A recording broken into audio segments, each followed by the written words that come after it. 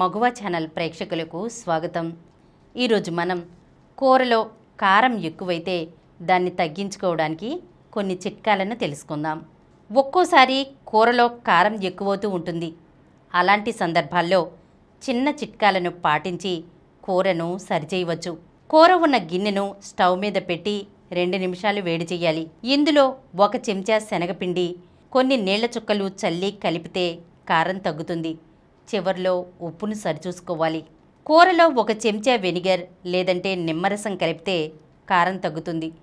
కొద్దిగా చింతపండు గుజ్జు కలిపినా కూడా మంచి ఫలితం కనిపిస్తుంది. 1 ఆలుగడ్డను ఉడికించి తొక్క తీసి వేళ్లతో చిదిమి కూరలో వేసి కలిపితే కారం తగ్గుతుంది. చిటికెడు ఉప్పు చల్లితే కమ్మని రుచి వస్తుంది. సన్నగా తరిగిన క్యారెట్ ముక్కలు లేదంటే కొన్ని పచ్చి బఠానీలు వేసి కొన్ని నీళ్లు చల్లి 5 నిమిషాలు కూరను ఉడికిస్తే కారం తగ్గుతుంది. స్టవ్ మీద గిన్నె పెట్టి 1 చెంచా నూనె వేసి వేడి చేయాలి. 2 టమాటాలను సన్నగా తరిగి అందులో వేసి కలపాలి. చిటికెడు ఉప్పు చల్లి మగ్గనివ్వాలి. తర్వాత చల్లార్చి మెత్తగా గ్రైండ్ చేయాలి. ఈ మిశ్రమాన్ని కూరలో కలిపితే కారం తగ్గి చక్కని రుచి వస్తుంది.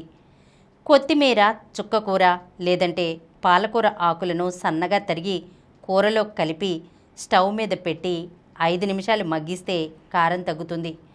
కొబ్బరిపాలు, వెన్న, పాలమిగడ, పెరుగు, పచ్చి కొబ్బరి తురుము, పుట్నాల పప్పు పొడి, బ్రెడ్ ముక్కలు, పన్నీర్ ముక్కలు లాంటివి వేసి కలిపినా ప్రయోజనం ఉంటుంది.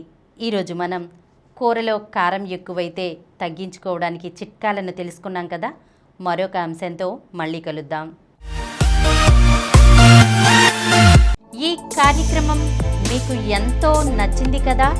ఇటువంటి మరిన్ని వీడియోల కోసం అనతి కాలంలోనే 20 కోట్లకు పైగా వ్యూస్ సాధించిన సమరం ఛానల్ సమర్పించు సమరం మగువ ఛానల్కు సబ్స్క్రైబ్ చేయండి, లైక్ చేయండి, మీ ఫ్రెండ్స్కి షేర్ చేయండి. అలాగే ప్రక్కనున్న గంట సింబల్ని ప్రెస్ చేయడం మర్చిపోకండి.